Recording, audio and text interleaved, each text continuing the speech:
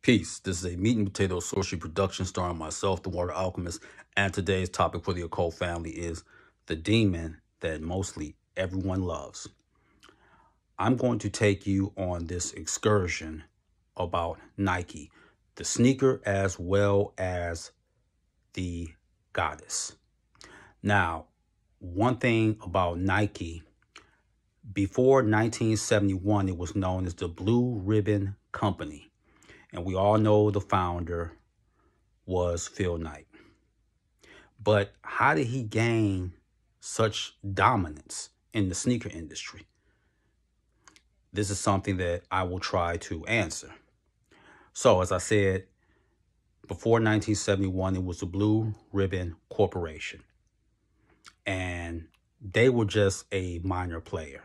You have to understand that there were companies such as Converse that was dominant, as well as Adidas, which is a German company, and then you have Puma. The Puma sneaker was worn by Tommy Smith and John Carlos in Mexico City in 1968 when they raised their fists in black excellence. So Nike, who designed that logo? It was a student from Portland State University named Carolyn Davidson. Now, about the goddess. Nike actually is a daemon. She's a demon. And before that, she was a titan. Later on, her and her siblings formed a relationship with Zeus, but Nike's a demon. Daemon slash God or wise and intelligent spirit. That is what Nike is. And Nike also symbolizes not only victory, but mastery over sorcery. But the thing about working with Nike, you have to be confident and you can never waver. And one thing, I've said this before, but I want to repeat it again, is that sometimes it may take years for a spell to work. Let's go to the 80s. Converse was dominating. You had the Chuck Taylors, of course, but Dr. J, Julius Erving, had his own sneaker. And you also had what came along after that with the Converse weapons in 1986, 1987, which was worn by NBA greats like Kevin McHale, Larry Bird, Isaiah Thomas, Mark Aguirre, and Magic Johnson. You had Adidas, and anyone who knows Adidas history, I need to say no further than this. The shell toes. Because remember, Run DMC, when they came out with their Raising Hell album in 1986, they had a song, My Adidas, and they got their own sneaker line as well as their own apparel line. And you even had a gang called Adidas Down. So Adidas was a major player then.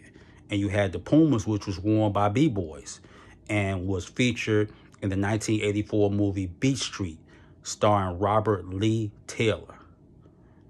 And Nike was almost going to have to file for bankruptcy. But who came and saved the day? You may have heard of him, Michael Jordan. And then the Jordans just took over. It was a wave. Now, here's the thing about that.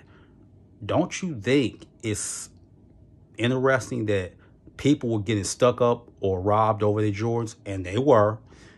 And then every time the Jordans that came out, especially in the late 80s and definitely the early 90s, the stores could not keep them. People were getting pushed through plate glass windows. Remember, Nike is about strength and dominance.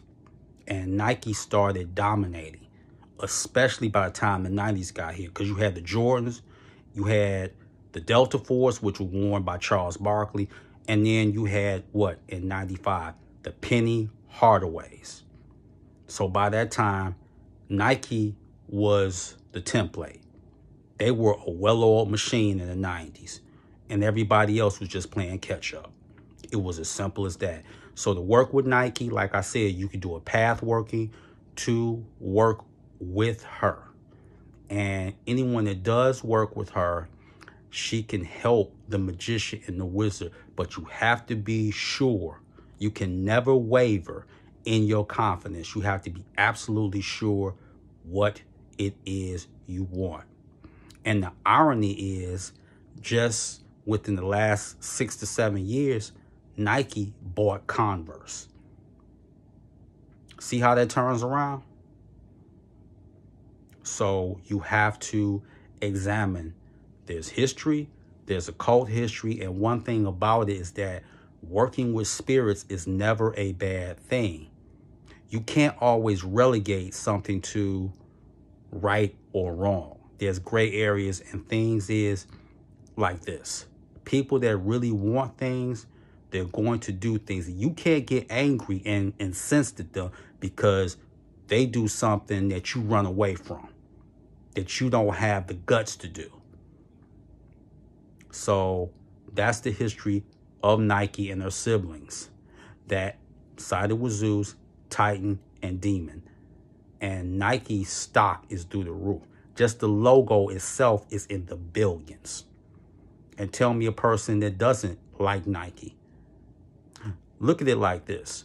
The Jordan sneaker is almost 40 years old, and they still want over $200 for it. The Air Force One, the Forces came out in the 80s. And like I said, if you go to Converse website, the Chuck Taylors, you used to be able to get those for under $50. Just the cloth edition alone, almost $80. So that's something to think about, and there's a little sneaker history that you've been given. So with that, that is your meat and potato sorcery for the day. I am the Water Alchemist. Be water, my friends. Peace.